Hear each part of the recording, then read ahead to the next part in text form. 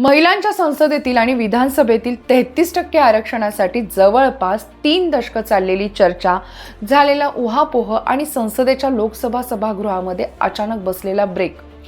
नारी शक्ती वंदन विधेयकाच्या संशोधनाला नामंजुरी मिळते आणि दिल्लीपासून ते राज्यांच्या राजकारणापर्यंत राजकारण शब्दशः अक्षरशः ढवळून निघाले.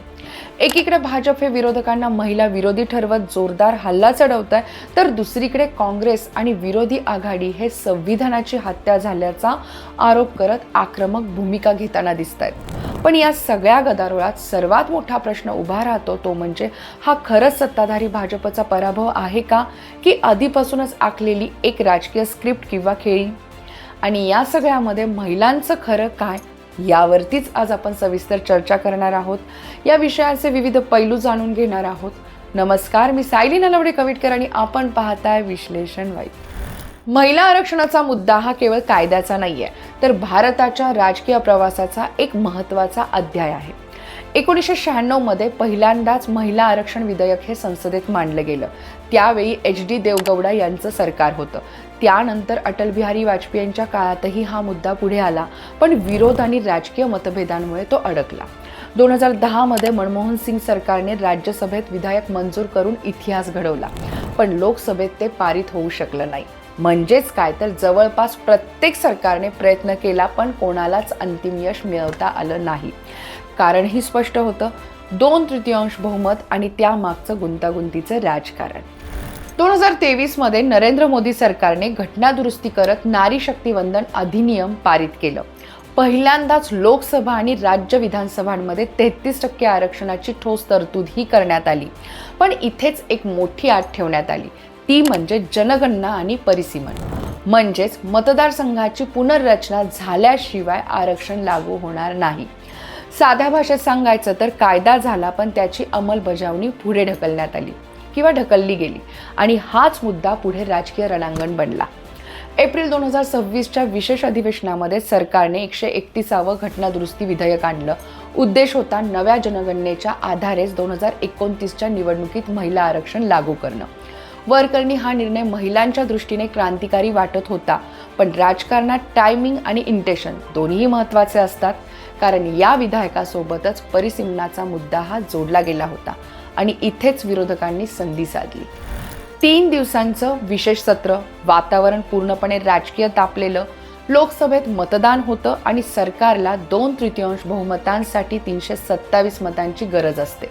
पण निकाल लागतो आणि आकडा थांबतो 278 वरती. विधेयक कोसळतं. सत्ताधाऱ्यांची नाचक्की होते, कारण गेल्या 12 वर्षात पहिल्यांदाच मोदी सरकारला संसदेत अशी स्पष्ट नामंजुरी सहन करावी लागते. विरोधक याला लोकशाहीचा विजय म्हणतात, तर भाजप लगेचच प्रतिहल्ला करत म्हणतं की महिलांच्या हक्कावरती तुम्ही गदा आणली. पण या संपूर्ण घटनेमध्ये सगळ्यात महत्त्वाचा प्रश्न पडतो तो म्हणजे भाजपला हे विधेयक मंजूर होणार नाही हे माहीत नव्हतं का? त्यांना आकडे माहीत होते, विरोधकांची एकजूटही स्पष्ट होती, तरीही त्यांनी हा धोका का पत्करला?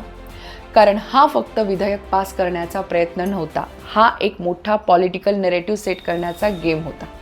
भाजपने जाणून बुजून अशी परिस्थिती निर्माण केली जिथं दोनही बाजूंनी फायदा होऊ शकतो. जर विधेयक मंजूर झालं असतं तर महिलांच्या सक्षमीकरणाचं संपूर्ण यश हे त्यांना मिळालं असतं, आणि जर ते पडलं तर विरोधकांना महिला विरोधी ठरवण्याची नामी सुवर्ण संधी देखील. तर दुसरीकडे विरोधकांनीही अत्यंत हुशारीनं आपली भूमिका मांडली. काँग्रेस, DMK, TMC, SP आणि इतर इंडिया आघाडीचे पक्ष हे एकत्र आले आणि त्यांनी हा मुद्दा फक्त महिला आरक्षणापुरता मर्यादित ठेवला नाही. त्यांनी तो संघीय रचनेच्या अस्तित्वाचा प्रश्न बनवला. दक्षिण भारतातील राज्य म्हणजेच तमिळनाडू, केरळ, कर्नाटक, आंध्र प्रदेश यांना भीती होती की नवीन परिसीमनामुळे त्यांच्या लोकसभा जागा या कमी होतील, कारण लोकसंख्या वाढीचा दर कमी असल्यामुळे त्यांना पॅनलाइज केलं जाईल. यामुळे उत्तर भारतातील राज्यांचा प्रभाव वाढेल, जिथं भाजप मजबूत आहे. हा मुद्दा भावनिक आणि राजकीय दोन्ही पातळ्यांवरती प्रभावी ठरला. यामध्ये विरोधकांची एकजूट हा निर्णायक फॅक्टर ठरला.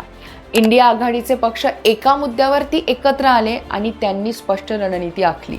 मतदानात एकही मत फुटू द्यायचं नाही. साधारणपणे अशा मोठ्या घटनादुरुस्तीच्या वेळी विरोधकांमध्ये मतभेद दिसतात, पण यावेळी त्यांनी एकजूट हीच ताकद बनवली. यामुळे सरकारला अपेक्षित असलेला आकडा गाठता आला नाही आणि विधेयक थेट अडकलं. म्हणजेच हा फक्त सरकारचा पराभव नव्हता, तर विरोधकांच्या एकत्रित रणनीतीचा प्रभावी परिणाम देखील होता. आता प्रश्न असा आहे की हे एकवटलेले विरोधक हे नक्कीच भाजपसाठी थेट धोक्याची घंटा आहेत का? तर याचं उत्तर थोडं सूक्ष्म आहे. या घटनेतून एक गोष्ट स्पष्ट दिसते. जेव्हा काँग्रेस, DMK, TMC, SP आणि इतर इंडिया आघाडीचे पक्ष एकाच मुद्द्यावरती ठाम राहतात, तेव्हा भाजपसारख्या मजबूत पक्षालाही संसदेत अडथळा येऊ शकतो. म्हणजेच काय, तर आकड्यांचं गणित बदलू शकतं. विशेषतः 2/3 बहुमत लागणाऱ्या घटनादुरुस्तीसाठी ही एकजूट भाजपसाठी नक्कीच आव्हानात्मक आहे. पण दुसरी बाजूही तितकीच महत्त्वाची आहे.